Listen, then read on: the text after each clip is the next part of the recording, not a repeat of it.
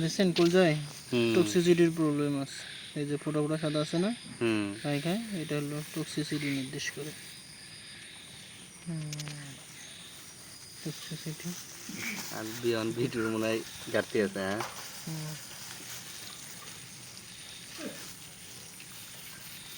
এই যে বুঝতে পারছেন, এটা ফোলা টক্সিসিটির নির্দেশ।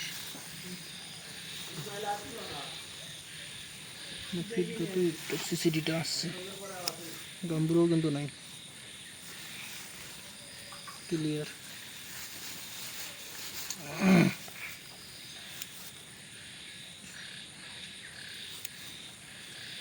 দেখতো রানিকেতের ভ্যাকসিন কটা করছেন? রানিকেতের একটা আছে, একটা করছেন না? গাম্বুরার 2টা আছে।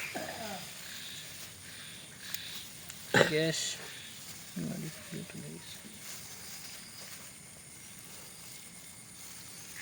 গ্যাসের কারণে এই সমস্যাগুলো হচ্ছে। ঠিক আছে।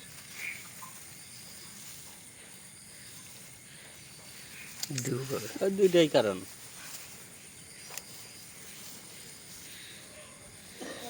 হজমে ফিডে হজম ডাইজেশনটা কম, হজম শক্তিটা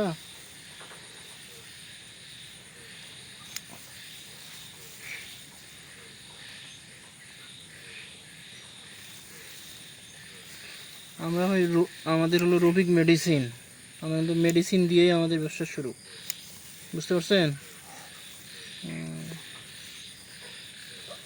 রুমালের মতো হয়ে গেছে, লিজার রুমাল টাওয়াল আছে না, টাওয়াল শেপের মতো শেড হয়ে গেছে, ফ্লোরটা হয়ে গেছে।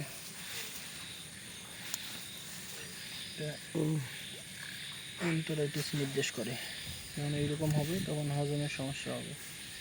এখানে কিছু চকলেট কালার। আচ্ছা, এটা কি মুরগি যদি ধরেন যে 1-2 ঘন্টা খাওয়ালাম না, খালি রাখলাম, রাখার পর খাদ্য দেওয়ার কারণে কি এটা হতে পারে? 1-2 ঘন্টা ধরেন যে খাদ্য কোনো প্রকার খাদ্য নেই, এন্টারাইটিসটা আসে দেখা যায় যে আপনার হলো ক্লোস্ট্রিডিয়াম। এটা কি আমি বলতেছি, আমার মুরগি বাড়ির ধারে দেখেন নি, ওই মুরগিটা একদিন সকাল থেকে খাদ্য নেই, সে খাদ্য দিচ্ছি 3টের দিকে, দেওয়ার সাথে সব খায়াল দিয়েছে, তারপর থেকে পায়খানার সমস্যা। কিন্তু পরের দিন আবার ফুলভাবে খাদ্য খাচ্ছে, মানে সকাল পাচ্ছে, বিকেল পাচ্ছে, রাতে পাচ্ছে, পায়খানা এমনি অটোভাবে ঠিক হয়ে গেছে। এটা কি কী কারণে?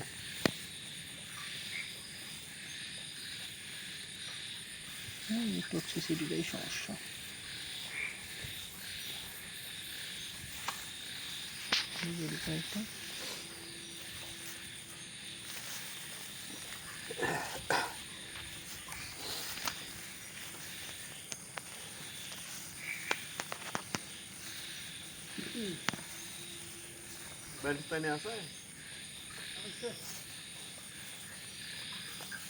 অল্প নেই বেশি?